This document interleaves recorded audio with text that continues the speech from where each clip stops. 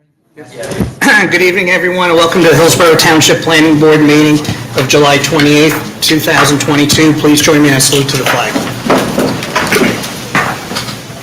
I pledge allegiance to the flag of the United States of America and to the republic for which it stands, one nation, under God, indivisible, with liberty and justice for all. Please be advised this meeting has been duly advertised according to Section 5 of the Open Public Meeting Act, Chapter 231, Public Law 1975, otherwise known as the Sunshine Law. Notice of the 2022 annual meeting schedule has been provided to the officially designated newspapers, the Township Clerk, posted on the Township's website, and available here at the Hillsborough Township Municipal Complex. In addition, application documents have been made available on the Township Civic Clerk website, and complete applications files are available in the Planning and Zoning Department for inspection in accordance with the meeting notice. That may have roll call of planning board members and board township professionals, please. Mr. Estak is absent. Mr. David Delport absent. Mr. Wagner. Here. Mr. Beason. Here. Mr. Santa Romita. Here. Mr. Scobell. Here. Mr. Ciccarelli. Here. Ms. Smith. Here. Mayor Lapani. Here. Vice Chair Julian. Here. Chair Sarachi. Here. Mr. Maskey. Here. Mr. Hack. Yes. Here. Mr. Heck. Here. And Cass. And you're here. Okay. So just before we get started, I just want to welcome Todd Hay. He's going to be our planning board engineer going forward. Thank you, Mr. Chairman. I appreciate it. Looking forward to serving the board. Thank you. And I think with that, we'll get to the meeting agenda, or I'm getting the approval from the mayor, so make sure I didn't forget anything. Welcome, Todd. Thank you, Mayor. Okay, we do not have any consideration of meeting minutes nor of resolutions. There is no planning board business, nor considerations of ordinances, so we will go to business from the floor for matters that are not on this evening's agenda. If there's anyone that would like to provide comment to the board on any matters that are not on this evening's agenda, please feel free to come up at this time to the microphone. And when you do come up, please state your name and address for the record. And also as a reminder, we do have a 5-minute time limit on these comments. Maria Janusik, 720 East Freck Avenue, Manville, New Jersey. I'm also a Hillsborough Township property owner, Block 86, Lot 3, 2155 Camp Road. I was here at the public hearing for the JSM at Hillsborough LLC application, and I wanted to find out if there's a settlement agreement between Hillsborough's governing body and the JSM at LLC applicant, Jack Morris. No, There is no agreement? You're talking about the cost cutter site? The former cost cutter site, yes. No, There's no agreement. that's my knowledge.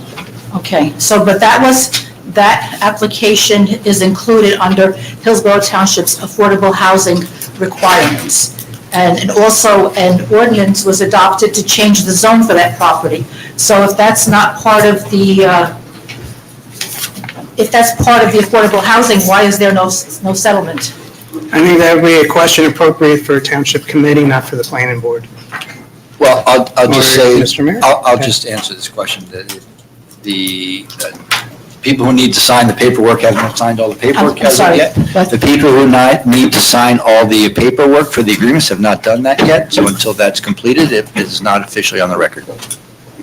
You're saying the agreement hasn't been completed yet? It is not finished going I'm through. sorry. It has not been signed and approved by all parties as of yet. So until that happens, it's not a matter of record. So a settlement agreement between the governing body of Hillsborough and JSM at Hillsborough LLC's Jack Morris is still in the works? Go ahead.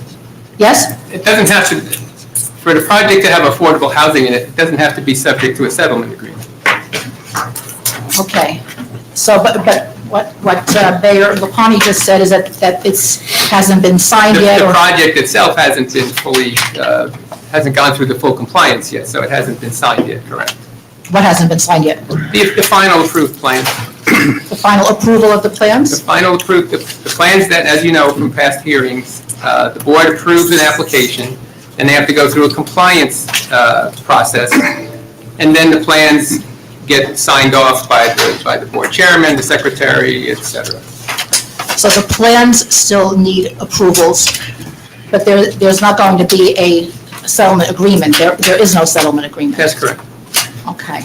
But yet there was a zone change ordinance done specifically for this property. That's correct. Okay. According to the application for JSM, they want to merge lots 66 and 67. Were those lots merged? Is there a deed of consolidation for This those? was all approved as part of the application, Mr. Chairman, the subdivision, the site plan, et cetera. This was all part of that application to the board, yes. It was approved, but has that been done? Have those two lots been merged, and is there a deed of consolidation for this? As we said, that's still going through the compliance process. That's still going through? Okay, and whose responsibility is it to see that deed of consolidation is done according to the requirements of the law? There are various parties within the township, the planning department, the engineering department, that would sign off when all the paperwork is filed, the planning board attorney, the township attorney if need be. So there are several people that would be checking on it, yes. Specifically this, the deed of consolidation, whose responsibility is that? Well, it's the applicant's responsibility to file it. To file it, but then whose responsibility is it to see that it was filed and that it is in accordance with this application? As I said, if it's not filed, they won't get a building permit. We won't sign off on the compliance document. Okay, I understand, so but whose responsibility is it to see that it's done? The planning department and the board engineer. Planning department and board engineer have to see that there is a deed of consolidation for those two lots. Among other things, yes. Okay, also, the zone change ordinance, that also needs to be filed with the county, and you need to have a date of filing of that ordinance. Has that been done already? Quite some time ago. It has been done. So you have a deed, you have a date of filing and records showing that it was filed with the county. It's in the files, yes. It's in the files. Okay, thank you, Ms. Janusik. 5 minutes. Was this project, was this Yes, Ms. Janusik, project 5 approved minutes. by Judge Thomas C. Miller? There's no more comments. Excuse me? You answer Your 5 minutes. The answer to your question, it was not subject to a court settlement. It was not subject to the court settlement. All right. Thank you. Thank you. And I just want to reflect that Committee Mandelcore arrived at 7:37. Welcome. Again. Okay. Is there any other members of the public that would like to comment? No? State your name and address for the record, please. David Brook, 7 Winding Way, Hillsborough, New Jersey. The microphone works. I'm excited. The last meeting was a challenge. July 7th, there was a meeting of the planning board, as you may recall. There was a discussion as it related to the issue of subdivision when there is more than one owner. Mr. Bernstein, I know that's not Mr. Bernstein, had discussed going into executive session because Mr. Ogrodnik provided some last-minute legal memorandum as to why he felt there's no need to do anything. Just as an aside, most likely there will be a legal submission from at least one of the resident groups. But here's the question, and again, I apologize because you're not Mr. Bernstein, but at that meeting, the question was to go into executive session. And when I look at the Open Public Meetings Act, I don't see what justification there would be to go into executive session. There's 9 exceptions. None of them seem to apply. Do you have a thought on that as far as why you would go into executive session? Because honestly, we would feel better if that discussion was held out in the meeting, because I think everyone would feel better about the outcome. Right. So, I mean, the law provides many reasons why you can go in executive session, and at the time that those matters are no longer of a confidential nature, meeting minutes will be provided. Correct, but Good. Next. none of the 9 exceptions apply as I can read them, so I would like to ask the board attorney and ask if we can have that in public, because I don't see the justification. None of those 9. Right. Well, we did not go into executive session, the resolution wasn't read yet, so you can ponder that if and when we do go in executive session. Yeah. There was no executive session. Yeah, as I recall, what Mr. Bernstein said was that on September 1st, or sometime thereafter, he reserves the right to hold an executive session, and it wasn't specific about what project it was going to be. So it wasn't, he didn't name the specific project. It may have been Homestead, it may have been another matter. But the reality is, we're not in a position to be able to talk about a hypothetical executive session when we haven't yet gotten to the point where we've agreed or we've set up an executive session.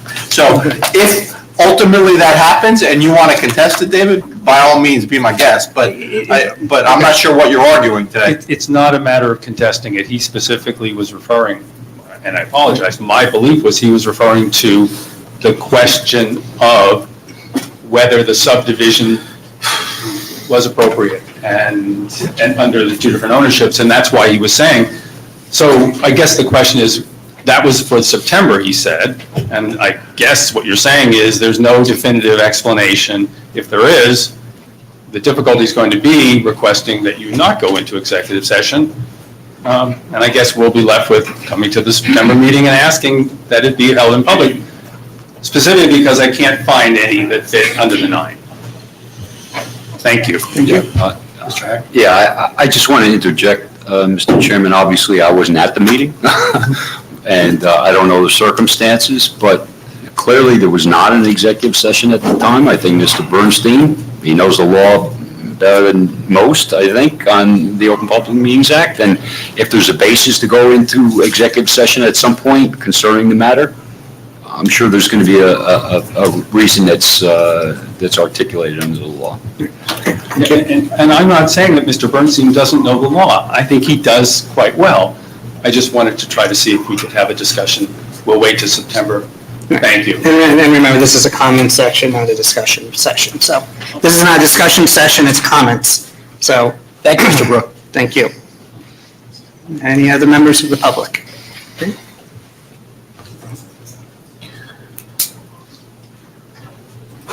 Good evening. Hello. Yeah. Hi, my name is Michelle Conklin. I live at 3 Aldrin Court in Hillsborough. I live very close by Hamilton Road and Flanders Drive, where much of this development is to be built. I want to speak out on behalf of my neighbors. Many of them... This is, you can't comment, this is not the Okay. time for it. It's for matters not on the agenda. If you want to speak about this, there'll be times, there'll be the appropriate time to cross-examine witnesses, and even at the end of the applicant's testimony to state your opinion on the development. Okay, so that's not the time. Not, this is for matters not on the agenda. Okay, thank We you. haven't started the hearing yet, basically. Yeah. Okay. Yeah, just, Mr. Chairman, if I may, just for those, anybody who's a first-timer here, the way this works, this session you're hearing right now is, as the agenda says, it's for items not on the agenda, just sort of general questions somebody might have. In a few minutes, we're going to start this application. You'll hear testimony, their attorney will introduce, you'll have testimony from various witnesses. When each witness concludes their testimony, the chairman will say, does anybody have a question of that testimony that you just heard? I'm not sure who's your first. Craig Herman from BSNS and EG. Okay, so your first witness is going to be the engineer, and he's going to lay out the whole project. So everybody will have a chance to ask questions of what he is testifying to. There'll be 2, 3, 4 witnesses. Same process will go forth. At the end, when they end their case, and the board has asked all its questions, the chairman will again open it up to the public and say, if you have any comments, any questions that you want to put on the record at that point, you'll have your second crack at it. So you'll have 2 opportunities, one after each witness, and 2 at the end of the hearing. So we may not finish tonight, so if it's getting close to 10:30 and you're worried that you won't be able to get up and say your piece, you'll be notified before we end that whether or not we'll finish tonight, and if not, when that next meeting would be. So that's the ground rules. Welcome. So just to add on to that, we do not start testimony from any witnesses after 10 o'clock, and we will end sharp at 10:30. And then we will decide, when to carry on, per our schedule. So, public can still come up and comment on items not on the agenda.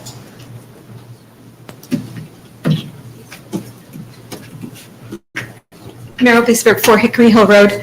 I attended the July 7th meeting. No, I did not attend the July 7th meeting. I listened to it afterwards, I clarified. Mr. Bernstein did express that it was specifically to talk about the subdivision. He also cited attorney-client privilege, and he also asked the board to vote on 2 dates, September 1st and September 8th, and that's exactly what the board did, okay?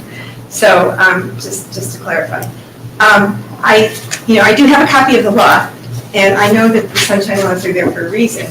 And I do feel that by doing this on September 1st and September 8th, even though the public won't be able to come, according to the way he set this up, it means we have to go there twice to hear what was discussed during the meeting and anything that was voted on. And the other piece of this is that this application was brought with the subdivision not completed, and it's part and parcel of the application. So now to go into an executive session about something that's very, very important to the application, possibly vote on it, which will either allow the application to go forward or not go forward, is a major, major vote. I don't understand why the neighbors, some of whom live within 200 feet of this very high-intensity usage warehouse application, should be shut out of that. No one is shut out of that. If there's a vote, it'll be done in public. You know that. But the discussion will not be done in public, and there was no reason to call an executive session. Why? We're not, there's no executive session, please. It was called, it was voted on at that meeting. It was discussed and where there could be a possibility in the schedule to have one. Unless there's a resolution read to go in executive session, there has been no executive session. You don't get to have an executive session without a resolution. So nothing has happened. Mr. Brooks is an attorney. He knows better. He's ran for township committee. You're active with the campaigns too. I think you all know the law and the sunshine, and particularly The sunshine law. the sunshine law. Yes, So- we're trying to uphold the public via the sunshine law, so. And have always done it. My 15 years on this governing, but when I was on the governing body, never once strayed from it. And it's not happening here with the planning board either. You have those assurances. Okay, my second question is, there was, the State Planning Commission has come out with some draft documentation on warehouse siting guidance. And it's a very long document. They circulated it. They had a deadline for public comment on the 29th. Is the planning board aware of this documentation? Because it addresses a lot of the Yes. issues like very wide zoning. Yes. Did anybody from the zoning board or from the professional staff make comments to the state on this? I don't know what the No, staffing I does. read it. Right. It's basic guidance. It's pretty much basic planning principles that you can follow, that you can amend your master plan and or your zoning ordinance. They lay out various categories of warehouses, what they entail. It's pretty sound guidance, yeah. And are we dedicated to following this guidance? Guidance is a guidance, not a law, not regulation. Actually, it would be very nice if perhaps Trenton actually, if they were serious about it, instead of, giving the air or the appearance of concern over warehousing and just issuing a bunch of guidance documents, would actually enact maybe some legislation if they were serious about it. So, Okay, thank you. thank you. Anyone else from the public? Okay. Seeing none, we will move to this evening's application. M&M Realty Partners at Hillsborough LLC, West Track, with a file number of 21-PB-16-MSV with a time of decision of September 15th, 2022. Block 182, Lot 11.01, formerly Lot 11, otherwise, or commonly known as 95 Hamilton Road. The applicant seeking a preliminary and final major subdivision approval, C-bulk variances and waivers to subdivide the approximate 209.59 acres of the former Glengarry Quarry into 200 lots, 198 single-family building lots of varying sizes, and 2 open space lots with associated roads, stormwater lining improvements for the property, which is in the R8A residential zone. And the Environmental Commission did review it on June 13th of this year. And just to remind everyone, this was adjourned from 2 weeks ago due to deficiency with the original notice. But before I turn it over to you, I just want to ask Mr. Maskey to perhaps give this a little bit of an overview on how it ties in to the township's affordable. Not to, can we just confirm that you have jurisdiction, that the notice is adequate this time? Yes, we're not going to, yeah. We're For going to the record, either Mr. Maskey or Mr. Hack? Yes. Okay, thank you. Sure. Okay, just real quickly, you heard some reference earlier to court settlements. This project is subject to a court settlement between the applicant, M&M Realty, and the township. Pretty much everything you see in the ordinance, and to some extent, as you'll hear through testimony in the application, is in one way or the other compliant or supposed to be compliant with that settlement agreement. So this is a rezoning, this is a project that, yes, was tied directly to a court settlement. Right. And going forward, though, there will be, if there's a resolution that moves forward, there'll be some linkage or tie-in to the affordable housing portion. Yes, of the just project. real quickly, and I imagine there'll be testimony to this fact, that there's 380 units in the overall, what we'll call the Glengarry site.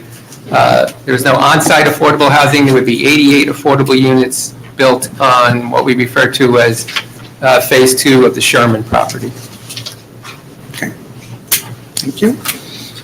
Thank you, Mr. Chairman. For those who don't know me or members of the public, I'm Doug Wolfson. I represent M&M, the applicant in this proceeding this evening. As Mr. Maskey indicated, the overall resolution of our dispute with the township resulted in a settlement of 380 units on the Glengarry tract. The application before you is not for the entirety of the tract. It is only for what I'll refer to as the west tract, which is 198 lots that's being proposed. Essentially variance-free. I think there's a couple of small issues that relate to what you call pass-through lots, but essentially it is completely consistent with the settlement agreement and the ordinances that were enacted pursuant thereto. As you may know, and Mr. Maskey and the engineer may know, there are issues that relate to the east tract, which is why we're not doing them together. We're trying to resolve those with the DEP with regard to the sewer service area. We're long into that process, but for reasons that I've never understood by me, it takes forever to get the DEP to process and resolve applications. So we're waiting on that. We apologize for any inconvenience it causes the town, but I can assure the town that it will not result in any slowdown in the actual submission and construction of the 88 units that would go on the Sherman tract. We're going to do those in accordance with the COA regulations and UHAC as to phasing, and we fully expect that to be a condition of any approval that this board would grant, so that there's no doubt that that 88 unit building will get constructed in a timely fashion in accordance with the obligations that we both have under the settlement agreement and Judge Miller's court order. So unless there are any questions as to the process, I would call our engineer first, ask him to be sworn. He'll lay out the project for you. Following that, we have probably only brief traffic engineer because it's a permitted use and permitted density, and our planner just to talk about those pass-through lots, which is the only thing. So frankly, from our perspective, we fully expect to be in and out in an hour and a half. Whatever that does in terms of your questions, it'll be, but our testimony essentially for a conforming application in the subdivision, which frankly I haven't done in a long time, because most everything now is a site plan application, should be relatively easy for us and the public to grasp. So if you could swear in one or all of our witnesses, And we'll do one at a time. however you want to do it. Want to swear everybody at the same time? We'll do one at a time. You swear the testimony you give tonight is going to be the truth, the whole truth, and nothing but the truth? Yes. For the record, could you state and spell your name? Craig Herman, Craig H-E-R-M-A-N-N. Please use the Have to use the microphone. microphone. Sorry? Please use the microphone. Excuse me, Craig Herman, C-R-A-I-G, H-E-R-M-A-N-N. Craig, can you just tell the board and the public a little bit about your qualifications in the field of engineering? Sure. I'm a project manager with PSNS, Paul Sokolowski Sartor. I've been practicing engineering in New Jersey for 26 years, starting with when I received my BS in civil engineering from Rutgers University College of Engineering. And I've been practicing as a professional engineer in New Jersey since I got my license in 2004. Testified before boards like this Yes, I before? have. Been accepted as an expert? Yes, I have. I would ask the chair to recognize Mr. Herman as an expert in the field of engineering. I'm just going to ask them my one question always, is any gaps in the license? No. So any suspensions? Anything Nope. along those lines, okay? Any concerns from the board? Everyone good? Okay, we'll accept. I never heard anybody ask that, but that's a very good question to ask. Yeah, I keep up with my 24 credits a year, maybe close to the end, but I do. Okay, I know the feeling. All right, thank you, Mr. Chairman. Craig, would you explain to the board what your role is and explain the details of the subdivision tract? And then when you do that, we'll go through Mr. Pannoni's letter. Sure. I've been involved with the preparation of these plans. So I'd like to go over a little bit about the project. Up on the screen, I have the northerly portion of the site. So the block lot is block 182, lot 11.01. It's between Falcon Road to the north and Hamilton Road to the south. And up I'm to- sorry, I'm just going to say that we should mark this Exhibit 1A. And is there a date? A1. A1. Okay. It's getting late. Not really. Wow. It was already a full day. Can you hear me? Okay. Yep. So A1 and also, what's the date on the drawing? 6/10/2022.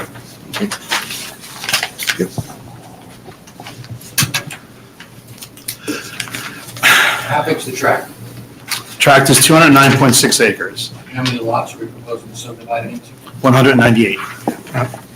I need to use the mic because Kaz has given me the, Even like that? Sure. On the screen?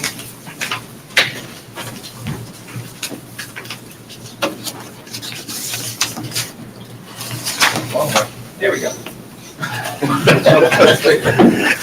oh, Kaz was zooming I on. was wondering how to do it because you can't see a lot when it's like that. But you made it smaller. Not make smaller, larger. Oh, okay. Gotcha. Mr. Vansky, was there a particular spot you wanted to see on the, No. okay, well, I guess it's bigger than the screen.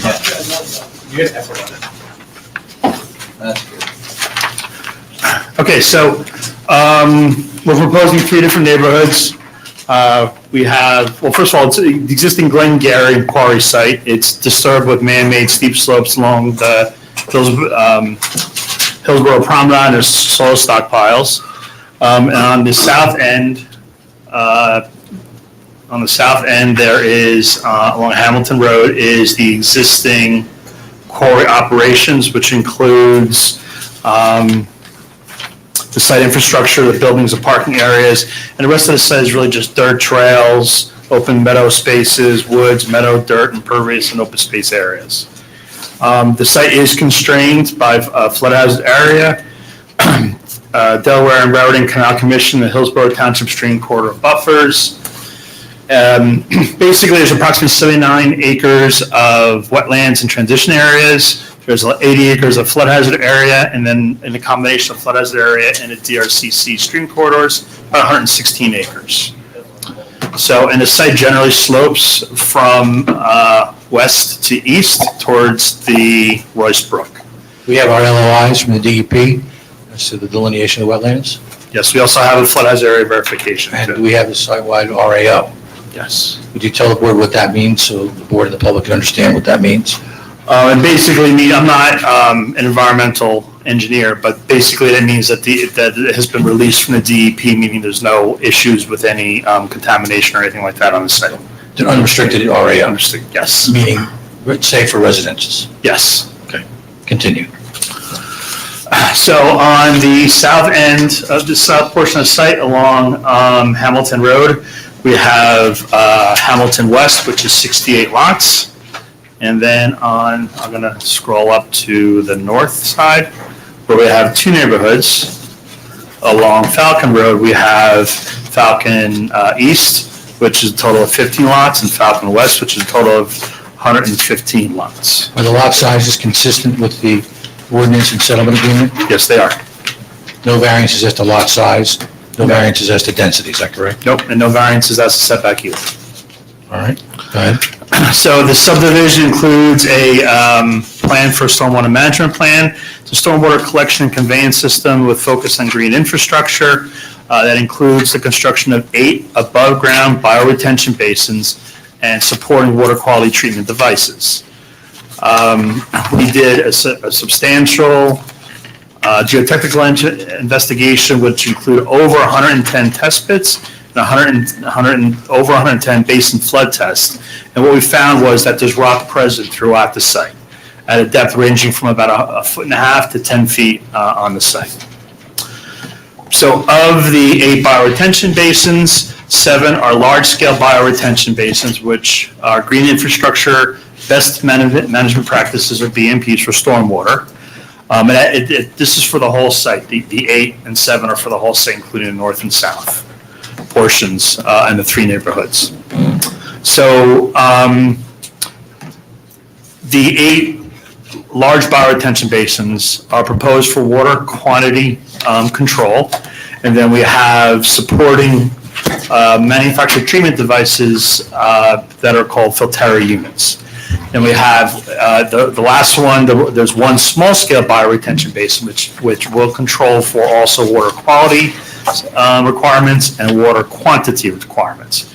So basically what these different BMPs are, they're different manners of a system where water will flow through some sort of a media. So the bioretention basins include a 24-inch soil media, which includes a planting bed, and then 6 inches of sand, and then at the bottom is 6 inch perforated under drain in a stone layer. So what happens is the water is directed to these bioretention basins.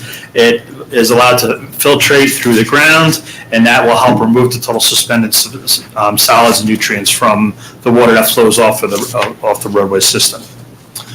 And then to support these large-scale bioretention basins, we have these filteri units, which is a manufactured treatment device, and it's essentially a concrete vault that's attached to the inlets. So the water flows into the inlet, and it flows to the top of this soil media, which will have planting in it, and it again seeps through that soil media and is then cleaned. And at that point, it then flows out into the stormwater conveyance system and then to the bioretention system. We do have. So are these devices the kinds of things that you would typically see in a stormwater retention process? Yes. Anything out of the ordinary? No. And does it work? Yes. Okay, keep going. Okay, there is the one small-scale bioretention basin, and what we did there is, by the DEP regulations, if we have a small contributory area, we can take the bioretention basin and utilize that for both water quantity control and water quality control by allowing the water to seep through that system. The third item with stormwater management is recharge. So what the DEP allows you to do is, because of the fact that we have rock on the site, it was anticipated that there was very, very little recharge. So as part of the geotechnical evaluation, they looked at the characteristics of the soil, and we coordinated with the DEP in this whole testing to look at these characteristics and come up with the conclusion. And the thing is, these are the new stormwater regs, so we're still working with the DEP to figure out what we need to do to meet the requirements. And what it was found was they concluded that the soils on this site have the characteristics of a D soil, which is consistent with the fact that we found rocks so close to the grade out there. So what this means is that there is no groundwater recharge happening in the existing condition. So because of that, when we made these improvements, there is no deficit in groundwater recharge. So because of that, we're not providing any groundwater recharge facilities for this project.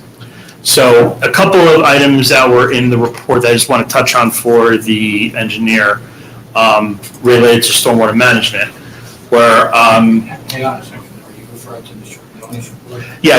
What's the date of that from the record? Sure. The date of that report is July 12, 2022. We can't hear you. You have to turn your mic on.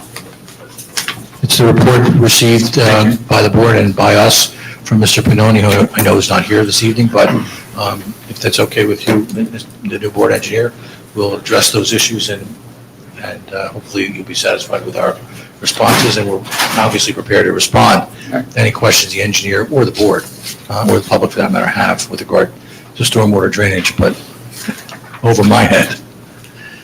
Go ahead. So I wanted to specifically just talk about a few items in the stormwater management section of the report.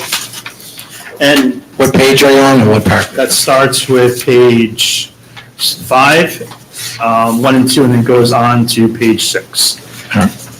So most of these are either statements or items that we can comply with. The two items that I wanted to just mention were, number 3 talks about the use of, as I indicated before, we did the soil testing report and we geotechnical evaluation, and we found that the soils have the characteristics of deep soil. So when we looked at the recharge, we based everything off of the site being deep soil. However, when we did the other calculations, including water quantity calculations, we based that off of C and D soils depending on how the site was mapped. There was a comment made by the engineer, and we'll work with the engineer on working through that, but it's our interpretation of the B&P manual that it's a more conservative approach that we use the B and C soils, and we anticipate that that's how we'll work that out. So we'll work that out with the engineer. And what's it saying, paragraph 8?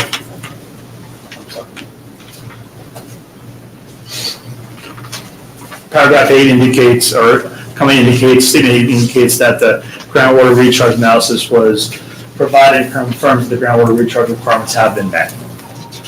So that's for Mr. And that's for Mr. Pinoni. Correct. That's for Mr. Pinoni? Yes. Okay. Mr. Chairman, just for the record, this wasn't Mr. Pinoni, it's Mr. DeSessa. I don't think Mr. Pinoni says these anymore. Mr. DeSessa, sorry. It's the Pinoni ladder. No mistake. Pinoni Company, whatever. And I went with the mistake. Mr. Herman, can I interject real quick, and maybe Mr. Hay can qualify? So as we've moved through these applications, the soil types have become very picayune as far as how BMPs are calculated. Obviously, soil type C versus D are substantially different, how recharge happens. When you classify something in a D, does that change the calculation of how large a retention/detention basin has to be? Because obviously there is no recharge, so you have to withhold that water longer period of time before it emanates into in this place, the Royce Brook or any other tributaries?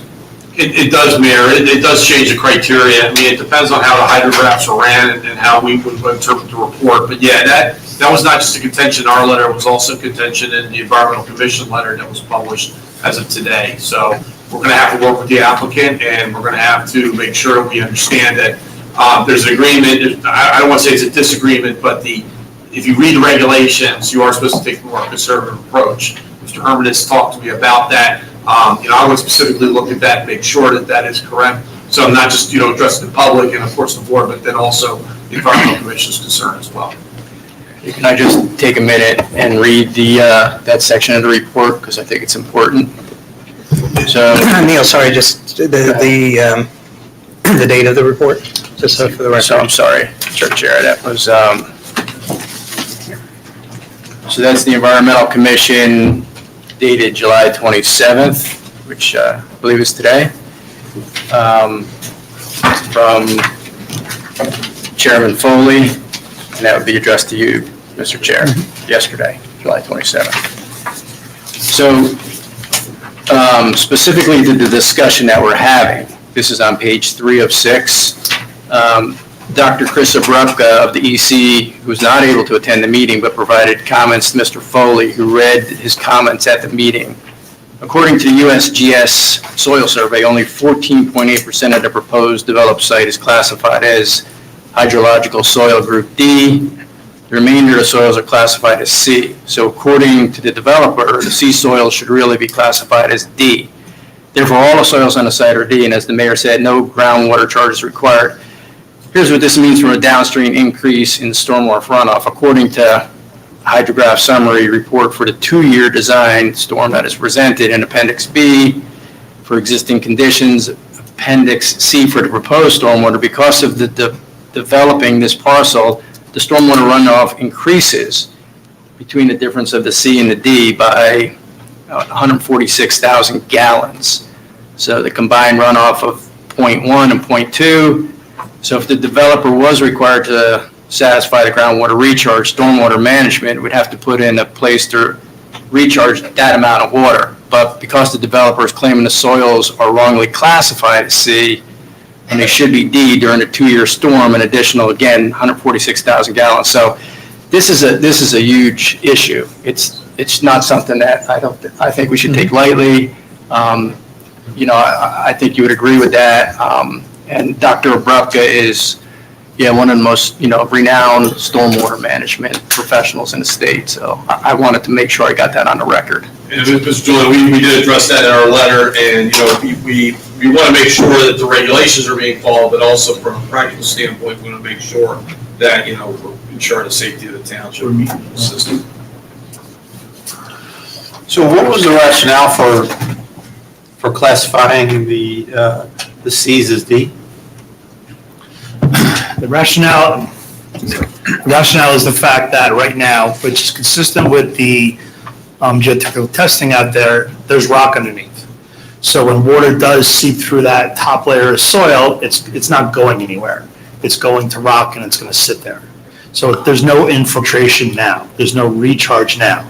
So what we did is we furthered that geotechnical study, and they based on the protocol from the DEP, the geotechnical engineer did analysis and concluded that the soils out there had the characteristic of a D soil. So based on that, if you use the spreadsheet from the DEP that calculates the deficit in pre versus post groundwater recharge, there is no deficit because the soils are acting as a D, and it's consistent with the fact that there's rock. And to further that, Mr. Julian, that's, when I read the EC report, I'm not really certain they really looked at the geotechnical consequences. And that's why we have to really enforce what the rules will say. So what I would suggest is, and I'll work with Mr. Herman, but I think what we're going to do is in the report, be specific, and all specific, to the EC as to what the regulations state. And from a practical standpoint, I do understand what the issue is, but I also, from a regulation stance, it's pretty straightforward, and we'll just go out and make sure we state that, and we'll be prepared with Mr. Herman, again, to address this and come to a resolution. Yeah, I just want to make sure that whatever procedures were taken were not taken kind of to either slant it one way or the other. I understand, that there are best management practices, but I also understand different types of testing and hydrological testing. So I just want to make sure we get it right.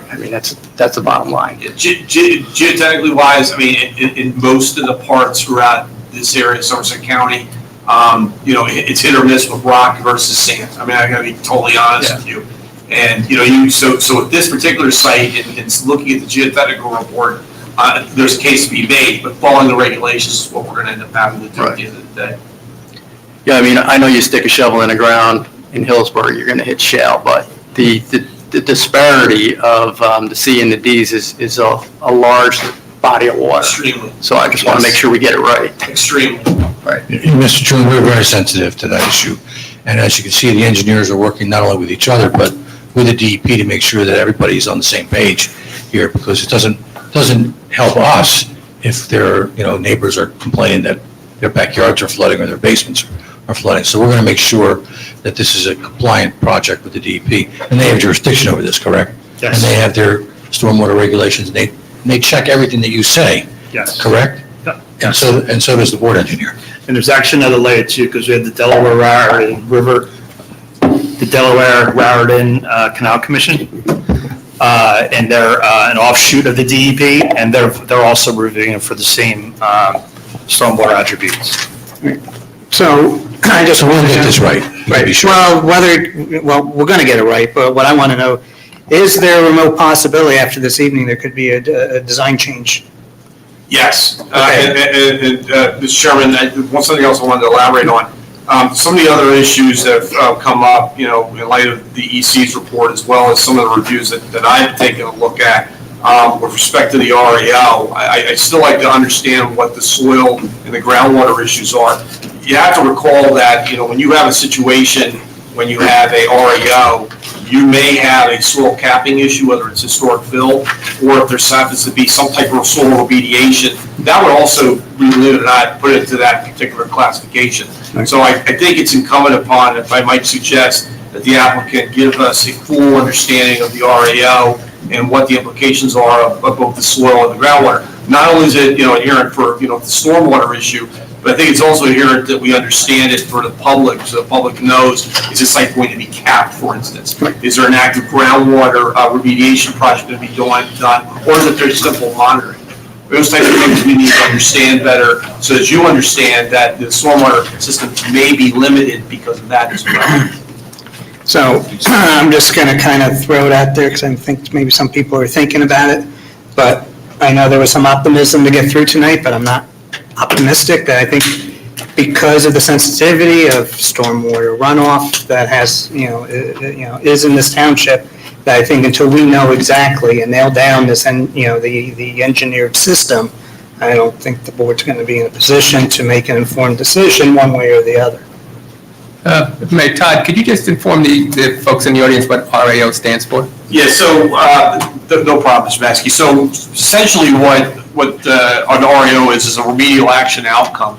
It is what the DEP constitutes in past years, and I'm quite sure board members have heard this, is what's considered as a no further action letter.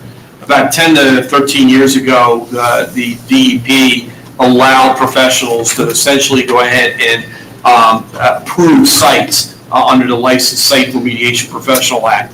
What that allowed for was for professionals to be certified under DEP guidance to issue what's known as a remedial action outcome. And that remedial action outcome essentially took the place of a no further action letter.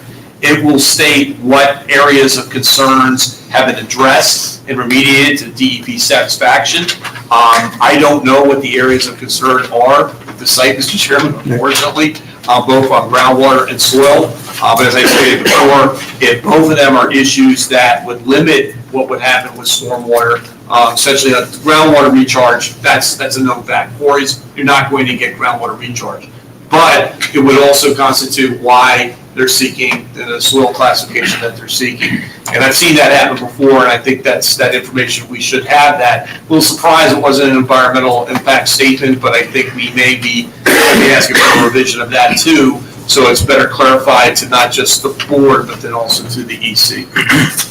Thank you. And just for everybody's edification, and not to get the testimony out of order, but there will be a more discussion of the remediation efforts later on in the hearing.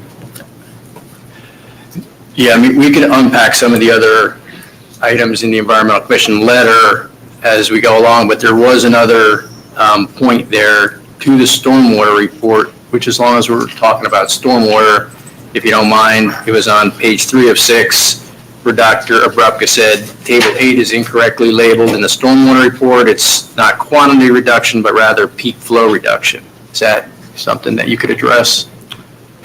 Peak flow reduction is the requirement that we are to meet. So as far as quantity reduction is concerned in the DEP and the stormwater regulations, there are 3 different methods that you can use to prove the quantity, that you meet the quantity reduction requirements of that rule. And one of them is peak flow reduction. So in other words, at the peak flow of the event, for the 2-year storm, that flow is half of what it was previously, 50%. And we've proven that in our hydrographs and in the report.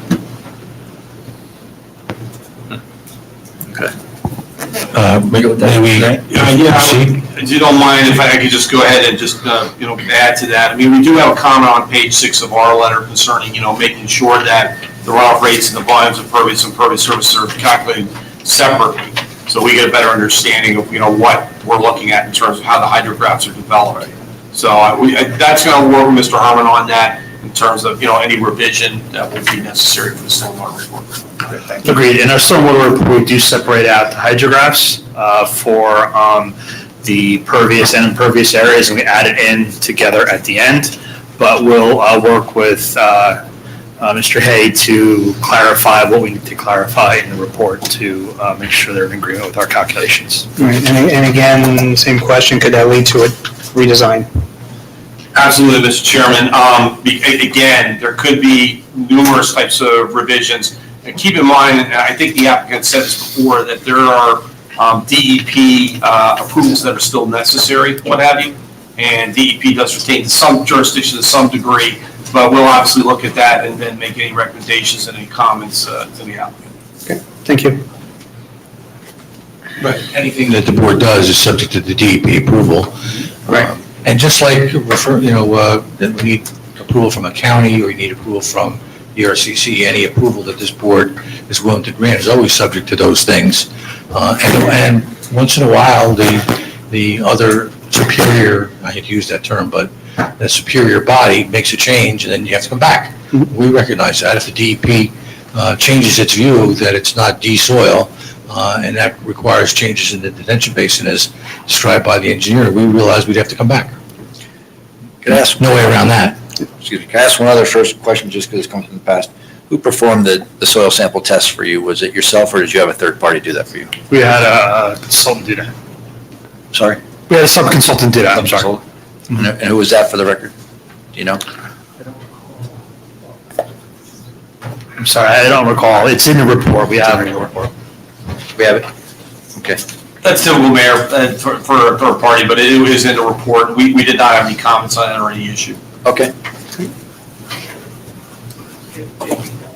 AEL. Thank you. Very well known firm, Mayor. It's Thank fine, they're one of the main ones in the state. Continue, sorry. Okay to proceed, Mr. Chairman? Yes, please. Is there anything else, Craig, in the report that relates to engineering details that the board would be interested in? Before I switch over to Ron? Not in stormwater management, no. All right. Mr. Chairman, going through the reports would be Mr. Albeck, the representative of the company. So at this point, if you wanted to open it up to questions for yourself and the public, that would be appropriate. Okay. So, Excuse me, I still have items on the Environmental Commission report that I wanted. for the stormwater? Excuse me? For stormwater? Not for stormwater. So I'm not sure the process here. Once the engineer leaves, though, there are issues on the Environmental Commission's report that I think the engineer should address too. Oh, I'm not going anywhere. What's that? I'm not going anywhere. Oh, Mr. Arbeck's coming. All right. I just don't want you to leave and then we don't get to ask the questions. He's probably charging for the night anyway, so. I don't know, is his testimony done at this point? Yeah, we're going to switch over now to Mr. Allenbeck, who's the Director of Planning and Engineering, to respond as the applicant's representative to all or most of the comments that are not technical in nature that relate to Mr. Pennoni Company report. And obviously, they're both here, so to the extent that there's an overlap, they're here to answer any questions that you or the public has. Okay, are they technical, well, are they technical in nature, do you feel? I think a couple of them are, yeah. Okay. You can always defer. Yeah, this testimony wasn't just strictly stormwater, correct? I mean, so the EC, Yeah, that's correct. they had, right, so if you have any general engineering questions, now would be the time to ask them. Yeah, we thought that was really the focus, would be the focus of the board, and he is the licensed engineer. He was going to address those questions, hopefully to the satisfaction of the board and the Well, engineer. I mean, I'll kick it off while everyone starts thinking of questions. I understand it's supposed to be 40% impervious coverage. Have we engineered for 40%? Yes. Yeah, we meet the ordinance zoning requirements. But it hasn't been engineered for 40%. Because I've seen applications where the zone is for a certain amount percentage, but they under-engineer. And there's always a concern because I don't know what's planned in these developments. People like to have paved driveways, put patios on, and they become an issue. So I'd like to know that this was engineered for 40%. It was.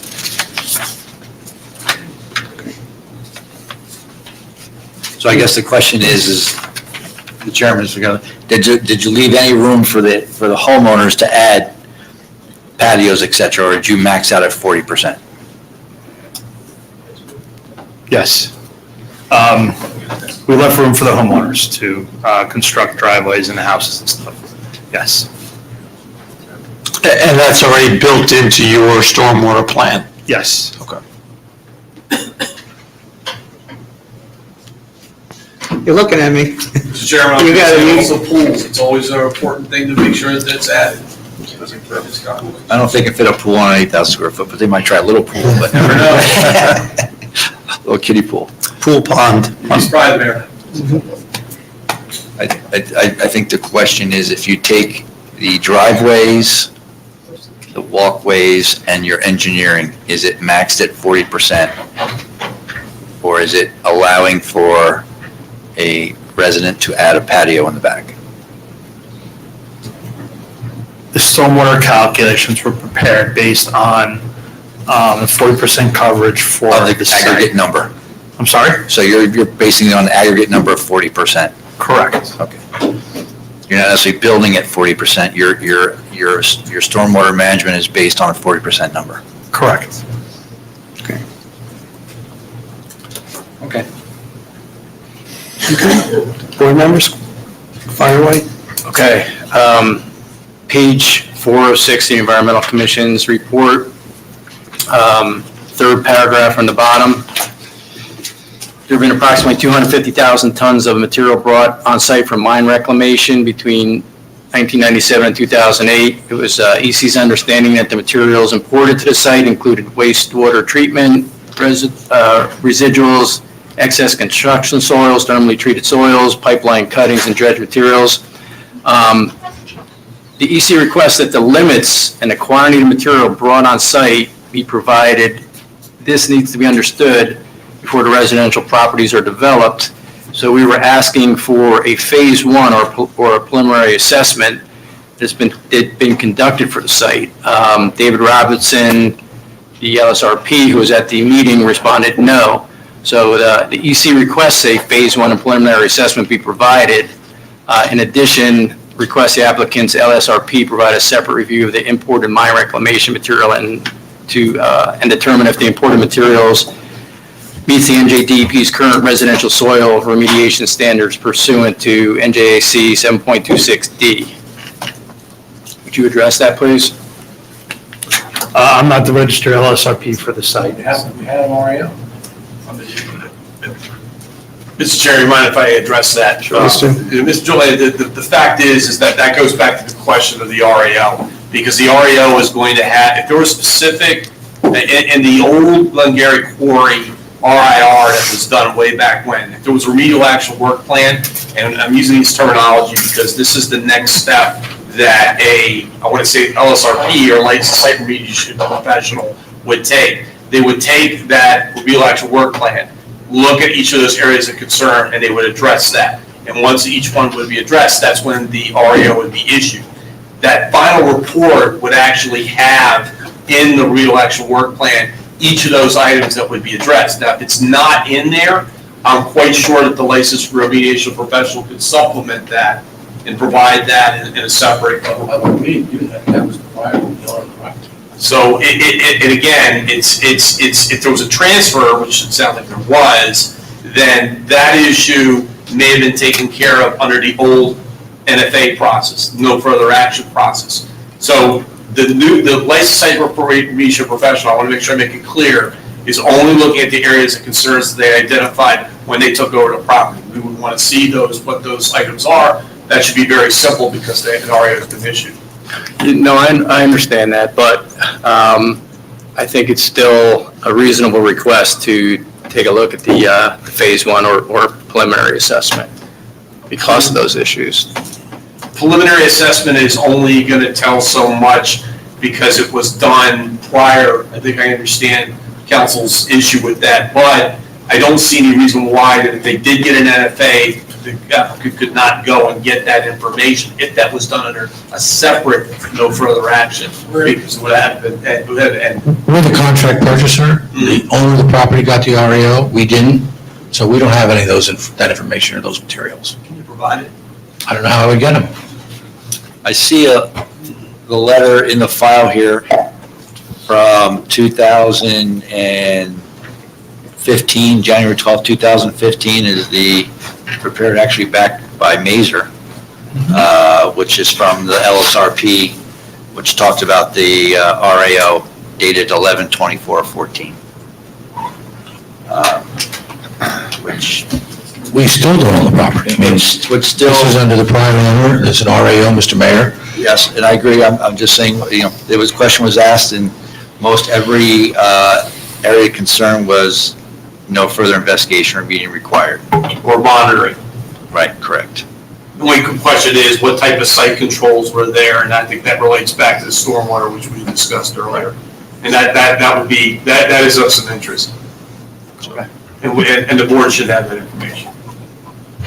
Yeah, but if I may, the mayor was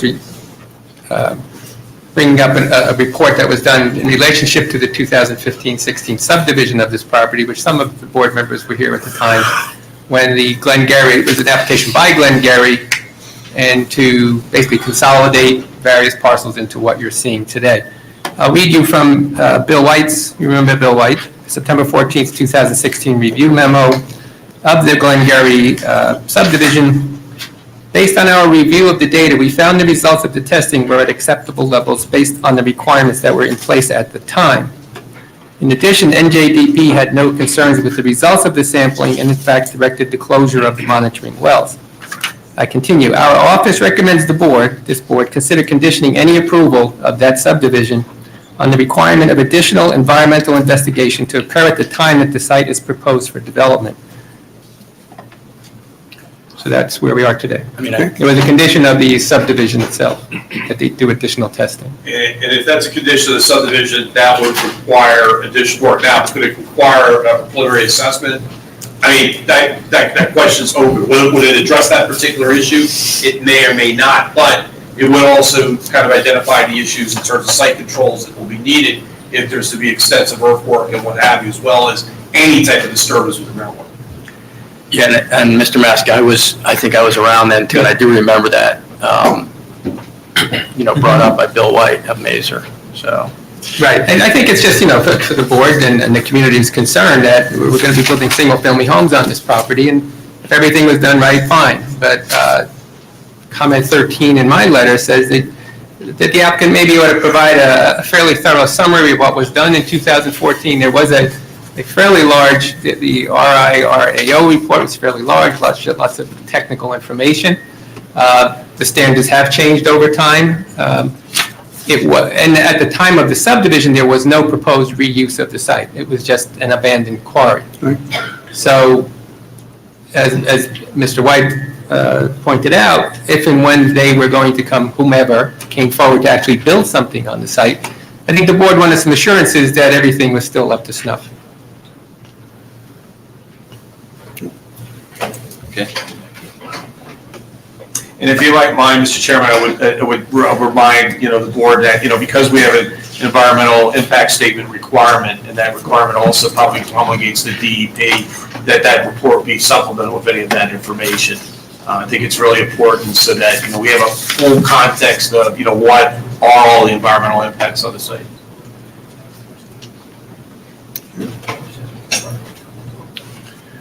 Makes sense. So we have some more homework, it sounds like. I don't know what I don't know what you can get from us, Mr. Chairman. We're not around from 2014. No, but it sounds like you need to do some work in And if you have the 22. I'm sorry, if you have the book, Mr. Maskey, the engineer can look at it. I mean, our obligation is to get DEP approval, get an RAO, and to make sure that we satisfy the stormwater regulations as amended. We get our LOI, we get our wetlands permits. That's our obligation. And if I could be so bold, I think it's the board's obligation to protect themselves by making any approval that it grants, subject to those approvals. But sometimes we want to know and not have things happen in the dark. I mean, unfortunately, there's a lot of sensitivity to some things, and I understand DEP, and there's a few other bodies that get to review and all, but when we make a decision here, we want to make sure that we not only have all the facts to make the informed decision. I understand that, but that's not the way it's supposed to work. The way it's supposed to work is you make your decision first, and then it goes to the DEP, and if they change something, or they require us to change something, we got to come back. Right, but we would like That's to the hard know, work. if So- there's significant engineering changes, or if we're not sure with the engineering as proposed, I don't think we would be in a position to make an informed decision. Yeah, but you can never be sure, because we always have to go to the DEP. So even if your engineer and our engineer are in agreement as to what needs to be done, we still have to go to the DEP, and they could change it. So the idea of having that conversation or doing that investigation before the DEP is acted, to me, it's just surplusage, and it's inefficient, and it's double work. So, I mean, the way that the land use law is supposed to work is you're supposed to go first, and the county and the DEP or the DRCC or the DOT or the DEP goes second or last, and they have the final word on the things that were within their jurisdiction. And even if you disagreed with what the DEP found, you would be powerless to deviate from it. So, I mean, look, we'll do whatever you want, and I don't need to be combative, but this isn't, frankly, what we expected from the board here. We expected that the engineers would work together and make sure that the application to DEP, satisfied their obligation, our obligations and their regulations. And if we couldn't, then that's our problem. But if we did, either they're going to approve a plan that we designed, that everybody thinks works, or they're going to say, no, this isn't working. We're not going to give you the credit for being D-soils. It's going to be C, then you're going to have to rework your detention basins. And then that's on us for being inefficient and not good. So we'd have to go back and change it. But either way, you and the public are protected, because if we have to make the change because DEP says we didn't satisfy their obligations, we have to make the change so that they will be satisfied. Right, but I think we, the board and the public, would like to know what we're signing up for still and be satisfied what maybe signing up for is going to pass the muster. So we don't want things going by the dark of night, and, part of our obligation is to take recommendations from our professionals very seriously, and I think Mr. Maskey just wrote, even though it's the ghost of Bill White, he's still alive. No, he's still alive. He's just not our board engineer any longer, but not for any bad reasons. But we wouldn't be doing a fiduciary duty if we ignored a recommendation, to take under consideration at a future date, and today is that future date. And the board may remember, there was quite extensive testimony at that hearing because of the history of the site. This isn't just any old vacant piece of property. It's got a history to it. It's not a matter of will we make the detention basin bigger or smaller. It could have major consequences, and it's a health issue, a safety issue, and I think the board needs all the information it can. If everything's fine, great, but I think the board wants to hear that.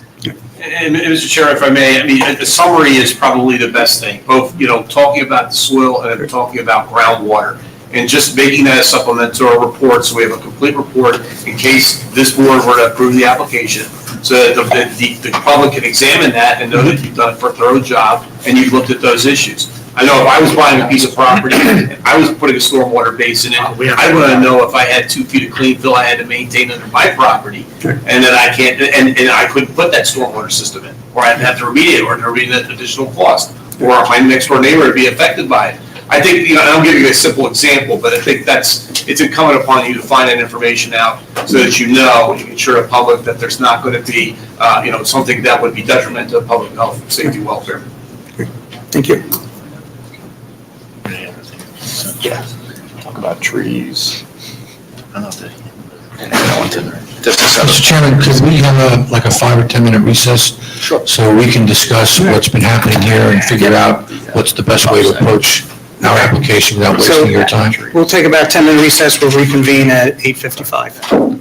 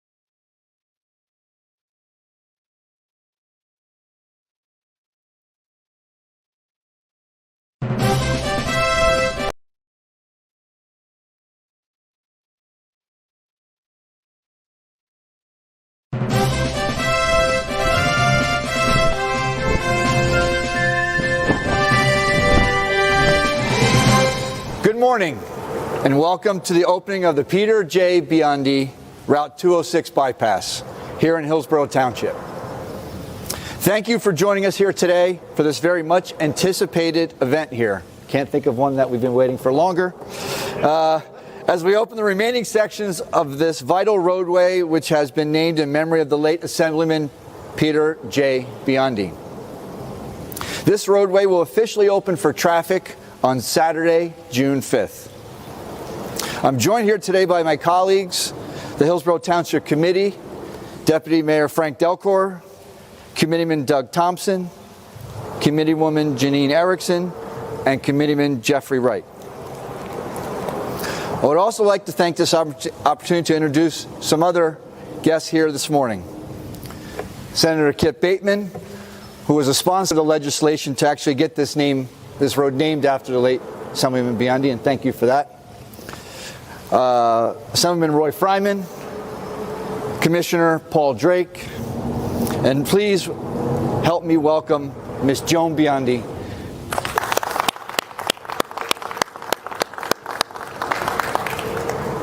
Thank you for being here today on this historic day for Hillsborough Township. The late Assemblyman Peter J. Biandi was a pillar in our community for over 35 years. As a result of time serving the community as a member of the Township Committee, Mayor, Freeholder, and Assemblyman, he was often referred to as Mr. Hillsborough. During his entire tenure in public life, he remained committed to the betterment of Hillsborough. His tireless dedication and support of Hillsborough was unwavering, hence why in 2013 this roadway was officially named after Peter J. Biandi. The bypass is a vital part of Hillsborough's economic development. Not only will the bypass lessen congestion and traffic along the existing 206, but will also serve as the impetus for a future town center that is envisioned in our township master plan. This long-awaited and much-anticipated vision is now a reality. Originally considered in the early 1970s as the Hillsborough Township began to develop, unfortunately it remained only a concept until the early 2000s. In August 2010, Township, local, and state officials broke ground to officially start the construction of the bypass at midsection, similar to where we're standing right now. We thank past and current state administrators for their diligence in seeing this project through. This portion will shift traffic on the new 3.6-mile section of US 206 to the east of the existing highway between Mountain View Road and Old Somerville Road, creating the opportunity for further development of the town center along the current 206. The project limits are from Mountain View Road to Hillsborough Road on the southern end, and from Amwell Road, Somerset County Road 514, to Old Somerville Road on the northern end. To the north, the widening will continue until the final phase is complete. We have looked forward to this day, and we now look forward to the development of our downtown, Hillsborough Main Street vision. Please stay tuned as we continue to grow and improve and remain as one of the best places to live and work in America. Again, thank you all for being here this morning. We will now have the official ribbon cutting, and that will conclude our ceremony. And again, thank you to our honored guests who are here today, and Ms. Joan Biandi, and thank you very much.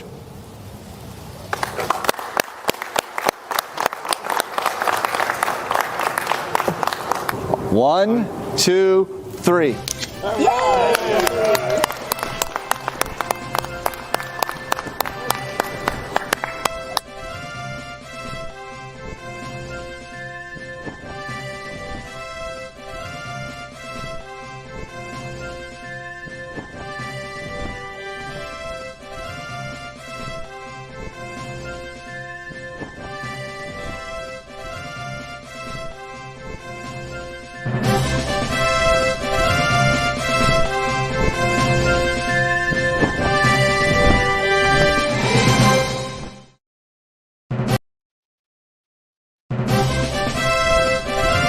Hillsborough, New Jersey, celebrating 250 years of a rich history. Hi, I'm Mayor Sean Lapani, and I'm proud to showcase Hillsborough, one of the best places to live in America.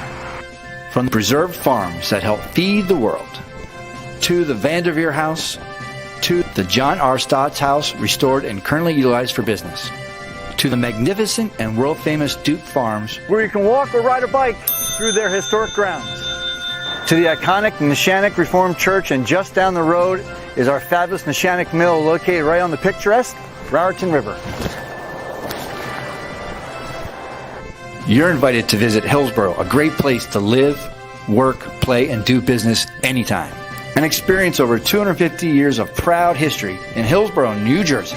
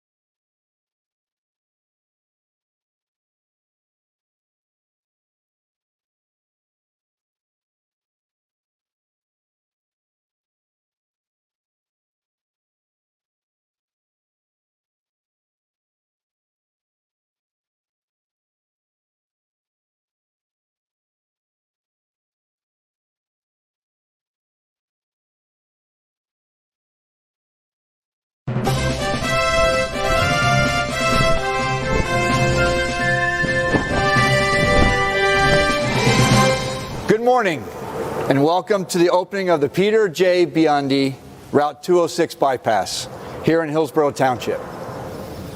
Thank you for joining us here today for this very much anticipated event here. Can't think of one that we've been waiting for longer. As we open the remaining sections of this vital roadway, which has been named in memory of the late Assemblyman Peter J. Biandi. This roadway will officially open for traffic on Saturday, June 5th. I'm joined here today by my colleagues, the Hillsborough Township Committee, Deputy Mayor Frank Delcor, Committeeman Doug Thompson, Committeewoman Janine Erickson, and Committeeman Jeffrey Wright. I would also like to thank this opportunity to introduce some other guests here this morning. Senator Kip Bateman, who was a sponsor of the legislation to actually get this road named after the late Assemblyman Biandi, and thank you for that. Assemblyman Roy Fryman, Commissioner Paul Drake, and please help me welcome Ms. Joan Biandi.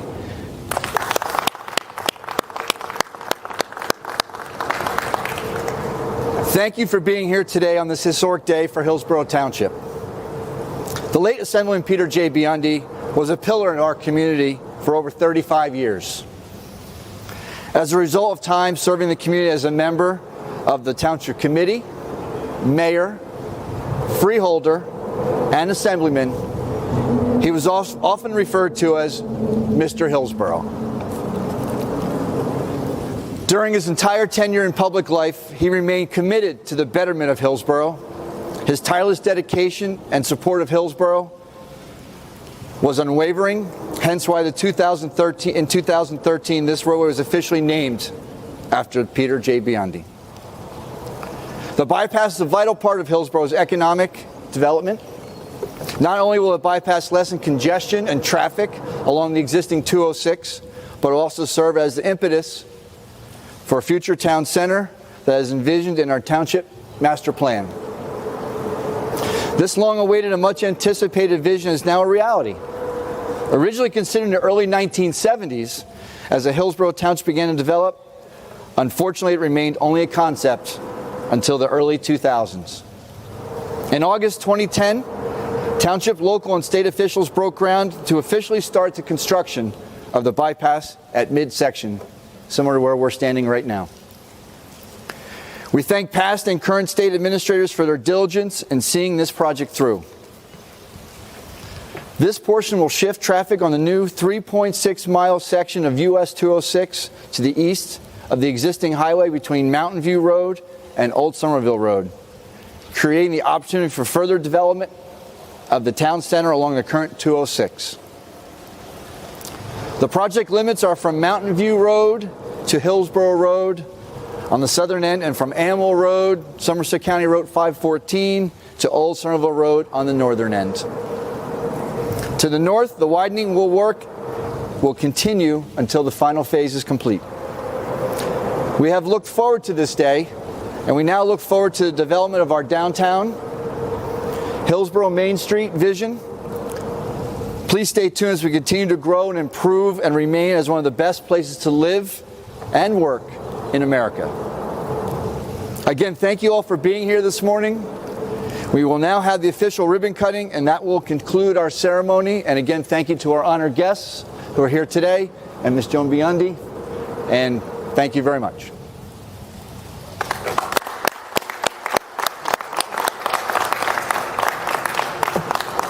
One, two, three.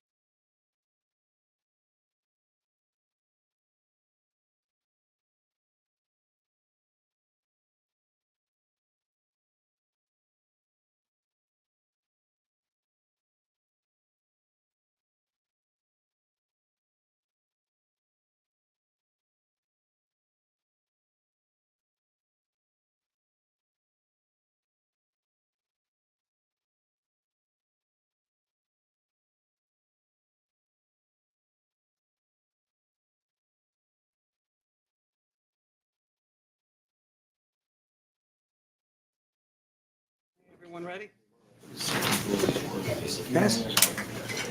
That's it? Well, we did. Okay, we are back from recess. I know that Counselor had wanted to, speak with a couple of the township professionals and with his professionals, so. All right, Mr. Chairman, thank you for the opportunity to let us have that consult.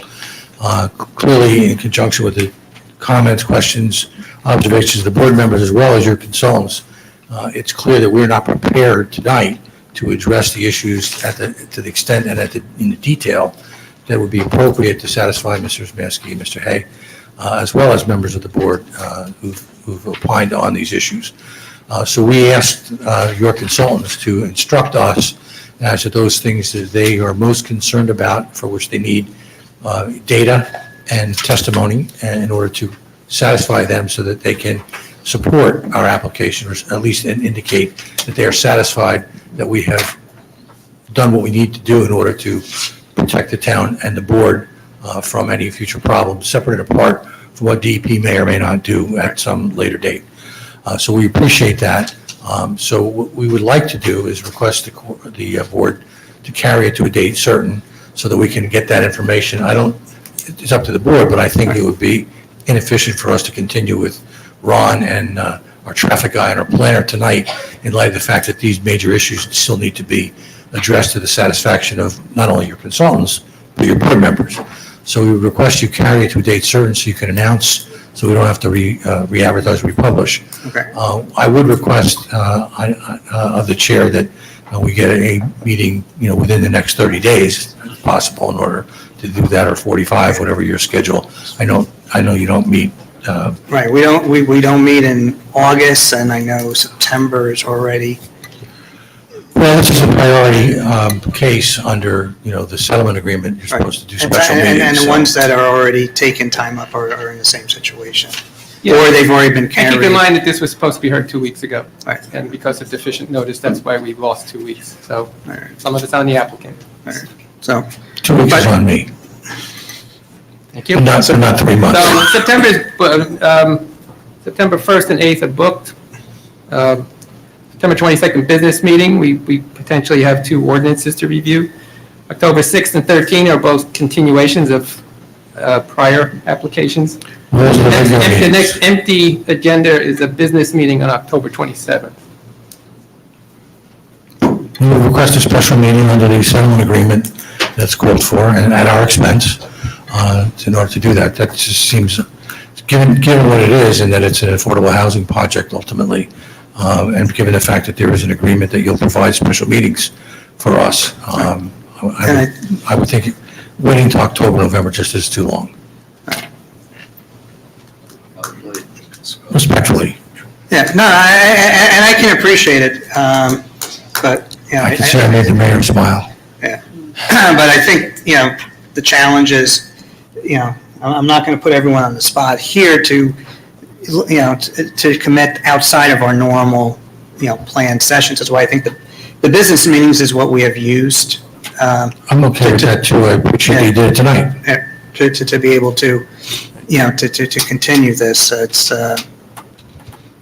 but I just want to make sure because, while there's still some time here, and I don't know what was discussed, because obviously all I've been privy to is the engineering I study. can tell you if it's not a secret. No, I didn't know if there was anything else that was in question with any of the other professionals that you wouldn't want to have them provide testimony tonight to just try to utilize any time. Well, I don't want to speak for them, but I think their view is they don't have enough to make a good opinion on because they need to see information that we have not gotten to them, that we don't have yet, but we're going to get. No, I know that, but from an engineering, so. Mr. Chairman, what I could say is that we really do need to get that information concerning what I had mentioned before, the REO in depth and in detail, and more or less a summary, so we can understand both the groundwater situation as well as the soil situation, and what was closed out and various concerns that were most likely stated in that remedial action outcome that was stated a few years ago. There were other issues that I did have that I mentioned to the applicant with respect to water and sewer, make sure we don't have any issues there. I do have some questions about that because it is an exorbitant amount of water and sewage. But capacity may be there, but we still certainly need to understand it a little bit better in terms of getting calculations so we can review that. I also had some issues about the landscaping and also the status of the permitting with DEP with respect to freshwater wetlands. As you probably saw in some of the reports, it stated that the freshwater wetlands, there may be some transition areas that will be created as a result of this and as a result of applications. That usually requires mitigation, requires landscaping that might need to be placed. The board should hear what that is or what the status of that is at this point. We really should see that and know what that is and put that on the record so the public understands it and what those implications are. And most of those will be around the stream corridor areas. But it is, in light of the landscaping, I want to say, design variance that's being sought, I think it's really important to understand that and get a better, view as to what landscaping, what the volume is, especially in that area in the stream corridors, which would be, really the conservation easements that were pointed out in our report. And the last item I had was also lighting. I got a better idea what the lighting is going to be without testimony being placed. But I think that, it's coming upon the applicant to talk about the lighting in certain critical areas within the subdivision so the board knows that, it's going to protect the general health, public safety, and welfare. Okay, so it sounds like the architect and planner are probably not good ideas. What about traffic? No, Do you think there's any possible changes with regards to, or additional traffic studies are going to be made, with any of these that could potentially be changing on-site? Well, we stated in the report, and I believe the traffic engineer would be probably prepared. He may have been prepared tonight, but we did state that they did use counts from 2015, and the counts should be updated, accordingly. We believe that the counts are not up to what they should be. Okay. I think that the applicant's traffic engineer would probably be a little bit more prepared to address those issues in terms of what type of volumes are going to come out of the subdivision. Okay.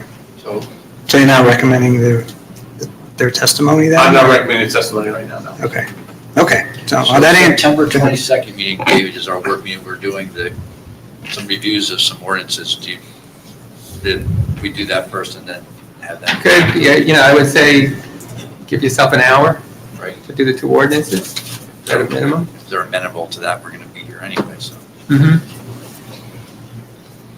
I mean, there's no guarantee we finished because we'd be about an hour's worth of discussion. Right, and then we reserve the business We meeting in couldn't October. put those off because, it's tied to the public hearing, You gotta have that. et cetera.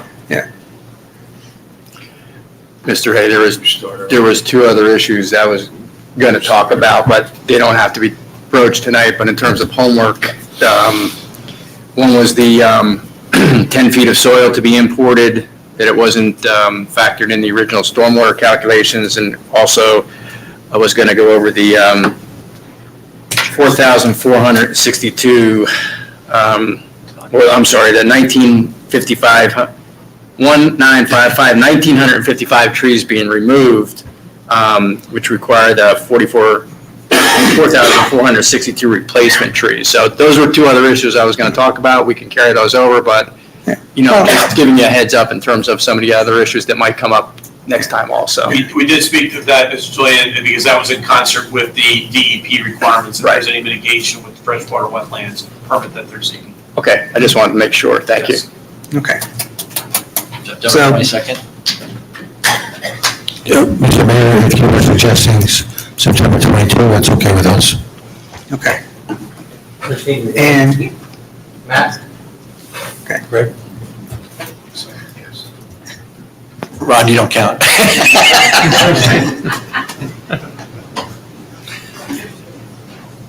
Ron? Do we have to do notice because after more than 60 days? All of our consultants are available, Mr. Chairman. Okay. And I think we also need to We need a time of extend decision. the time of decision. Yeah. So currently September 15th. So you give a form for me to sign? Yep. What do you want to send me one? Got it? We anticipate. Motion to carry to the end of September 22nd. With the Was it time extension of time decision? To the end of September. End of September. Without notice? Without notice. Yes, and so folks understand what that means. This is being carried to September 22nd, same time, same place, but there will not be any additional notices sent out, so tell your neighbors, your friends, if they're wondering what happened. They won't be getting any notices, but we will be here on September 22nd to continue this application. Should reflect that I signed the consent. Yep. Through September 30th. Okay, perfect. Thank you. So we have a motion to carry this hearing to September 22nd with a new time of decision to September 30th of this year. Oh. I'm back. Yeah, you are back. You missed a few meetings and you're itching. Good little energy. I'll second. All right. Any last comments from the dais? Okay, roll call, please. Mr. Wagner?